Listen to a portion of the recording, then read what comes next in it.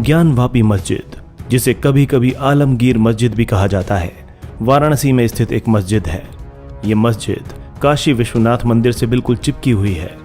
जानकारों के अनुसार 1669 में मुगल शासक औरंगजेब ने प्राचीन विश्वेश्वर मंदिर को तोड़कर ये ज्ञानवापी मस्जिद बनाई थी। ज्ञानवापी एक संस्कृत शब्द है जिसका अर्थ है ज्ञान का कुआं। आपको बता दें कि ज्ञानवापी मस्जिद विवाद का मामला कोई नया मामला नहीं है।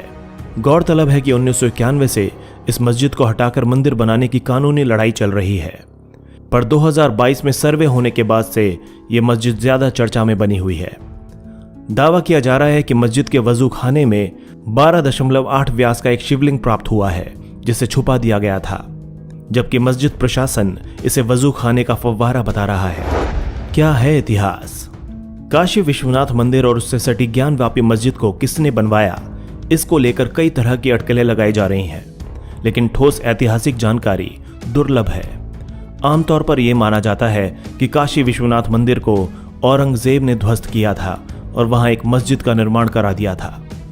दावा किया जा रहा है कि 4वीं और 5वीं शताब्दी के बीच चंद्रगुप्त द्वितीय ने गुप्त साम्राज्य के दौरान काशी विश्वनाथ मंदिर का निर्माण करवाया था। आपको बता दें कि ये वही चंद्रगुप्त हैं जिन्हें संसार विक्रमादित्य के नाम से जानता है। 635 ईस्वी में प्रसिद्ध चीनी यात्री हुआन सांग ने अपने वृत्तांतों में मंदिर और वाराणसी का वर्णन किया था।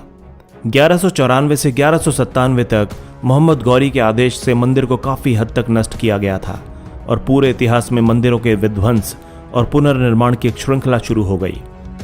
माना जाता है कि कई हिंदू मंदिरों को तोड़ा गया और उनका पुनर्निर्माण किया गया। आगे चलकर साल 1669 में औरंगजेब के आदेश से मंदिर को अंततः ध्वस्त कर दिया गया और उसके स्थान पर ज्ञानवापी मस्जिद का निर्माण किया गया। 1776 से 1778 के बीच इंदौर की रानी अहिल्याबाई होलकर ने ज्ञानवापी मस्जिद के पास वर्तमान काशी विश्वनाथ मंदिर का जीर्णोद्धार किया। आगे चलकर 1936 में पूरे ज्ञानवापी क्षेत्र में नमाज अदा करने के अधिकार के लिए ब्रिटिश सरकार के खिलाफ जिला न्यायालय में मुकदमा दायर किया गया था। उस समय वादी ने 7 गवाह पेश किए, जबकि ब्रिटिश सरकार ने 15 गवाह पेश किए थे। ज्ञानवापी मस्जिद में नमाज अदा करने का अधिकार स्पष्ट रूप से 15 अगस्त 1937 को दिया गया था, जिसमें कहा गया था कि ज्ञानवापी संकुल में ऐसी नमाज कहीं और नहीं पढ़ी जा सकती। 10 अप्रैल 1942 को उच्च न्यायालय ने निचली अदालत के फैसले को बरकरार रखा और अन्य पक्षों की अपील को खारिज कर दिया। पंडित सोमनाथ व्यास, डॉक्टर राम रंग शर्मा और अन्य ने ज्ञानवापी में नए मंदिर के निर्माण और पूजा की स्वतंत्रता के लिए 15 अक्टूबर 1991 को वाराणसी की अदालत में एक मुकदमा दायर कर दिया। अंजुमन इंतजामिया मस्जिद और उत्तर प्रदेश सुन्नी वक्फ बोर्ड लखनऊ ने 1998 में हाई कोर्ट में 2 याचिकाएं दायर कर इस आदेश को चुनौती दी थी। इसके बाद 7 मार्च सन 2000 को पंडित सोमनाथ व्यास का निधन हो गया। पूर्व जिला लोक अभियोजक विजय शंकर रस्तोगी को 11 अक्टूबर 1918 को मामले में वादी नियुक्त कर दिया गया। 17 अगस्त 2021 में शहर की 5 महिलाओं राखी सिंह, लक्ष्मी देवी, मंजू व्यास, सीता साहू और रेखा पाठक ने वाराणसी सत्र न्यायालय में याचिका दायर की थी और ज्ञानवापी मस्जिद परिसर में स्थित श्रृंगार गौरी का उन्होंने नियमित दर्शन पूजन की अनुमति मांगी, जिसके बाद मस्जिद में सर्वे कराया गया। हिंदू परंपराएं कहते हैं 1669 में औरंगजेब ने प्राचीन विश्वेश्वर मंदिर को तोड़कर इस मस्जिद का निर्माण करवाया था। मंदिर परिसर में ही श्रृंगार गौरी, श्री गणेश और हनुमान जी के स्थानों को भी ध्वस्त कर दिया गया था। मान्यता है कि पश्चिमी दीवार, जो कि पूरी तरह किसी मंदिर के मुख्य द्वार जैसी प्रतीत होती है, वो श्रृंगार गौरी मंदिर का प्रवेश द्वार होगा, जिसे बांस और मिट्टी से बंद कर दिया गया है। इसके अलावा यह भी माना जा रहा है कि मस्जिद के अंदर गर्भगृह भी हो सकता है। इसी पश्चिमी दीवार के सामने एक चबूतरा है जहां श्रृंगार गौरी की एक मूर्ति है जो सिंदूर से रंगी है। साल में एक बार चैत्र नवरात्रि के तीसरे दिन हिंदू पक्ष के द्वारा यहां पूजा की जाती है, लेकिन 1991 से पहले यह पूजा नियमित रूप से की जाती थी। ज्ञानवापी मस्जिद के सर्वे का सच। 8 अप्रैल 2022 को सत्र न्यायालय ने सिविल जज सीनियर डिवीजन ने वकील अजय कुमार मिश्र को कोर्ट कमिश्नर नियुक्त किया और मस्जिद में सर्वे करवाने की अनुमति दी, जिसकी रिपोर्ट 17 मई तक दाखिल करने को कहा गया, जिस पर मुस्लिम पक्ष ने आपत्ति जताई और हाई कोर्ट पहुंच गए, परंतु कोर्ट ने सर्वे पर रोक से इनकार कर दिया। 14 मई को कोर्ट कमिश्नर अजय कुमार मिश्र की अगुवाई में पहले दिन सर्वे हुआ। पहले दिन सुबह 8 बजे से 12 बजे तक सर्वे किया गया। राउंड 1 में सभी 4 तहखानों के ताले खुलवाकर सर्वे किया गया। अगले दिन 15 मई को दूसरे राउंड का सर्वे हुआ। दूसरे दिन भी 4 घंटे सर्वे का काम चला, लेकिन कागजी कार्रवाई के कारण सर्वे टीम 1.5 घंटे देर से बाहर निकली।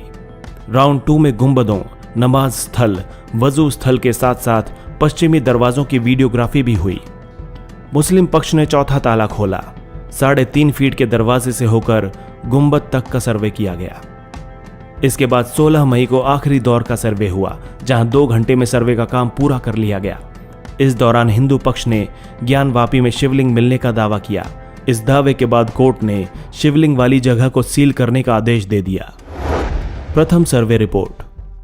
यह रिपोर्ट 6 और 7 मई की है। यह लगभग 2 से 3 पन्नों की रिपोर्ट है, जिसके मुताबिक 6 मई को किए गए सर्वे के दौरान बैरिकेटिंग के बाहर उत्तर से पश्चिम दीवार के कोने पर पुराने मंदिरों का मलबा मिला, जिस पर देवी देवताओं की कलाकृतियां बनी हुई थीं और अन्य शिलापट्ट भी थे, जिन पर कमल की कलाकृति देखी गई। पत्थरों के भीतर की तरफ कुछ कलाकृतियां आकार में स्पष्ट रूप से कमल और अन्य आकृतियां थीं। उस समय इस पूरे सर्वे की वीडियोग्राफी भी कराई गई थी। उत्तर से पश्चिम की तरफ चलते हुए मध्य शिलापट्ट पर शेषनाग की कलाकृति, नागफन जैसी कलाकृति भी दिखाई दी है। शिलापट्ट पर सिंदूरी रंग की उभरी हुई कलाकृति भी थी। चौथी आकृति जो मूर्ति की तरह प्रतीत हो रही है, उस पर सिंदूर का मोटा लेप लगा हुआ है। शिलापट्ट भूमि पर काफी लंबे समय से पड़े प्रतीत हो रहे हैं। पहली नजर में तो ये किसी बड़े भवन के खंडित अंश नजर आते हैं। मस्जिद की पश्चिमी दीवार के बीच मलबे का ढेर पड़ा है। ये शिलापट्ट पत्थर भी उन्हीं का हिस्सा नजर आ रहा था। इन पर उभरी कलाकृतियां मस्जिद के पीछे की पश्चिमी दीवार पर उभरी कलाकृतियों जैसी ही दिख रही हैं। दूसरे सर्वे की रिपोर्ट। ये लगभग 12 से 14 पन्नों की रिपोर्ट है। अजय कुमार मिश्र की तरह विशाल सिंह की रिपोर्ट में भी मस्जिद परिसर में हिंदू आस्था से जुड़े कई निशान मिलने की बात कही गई है।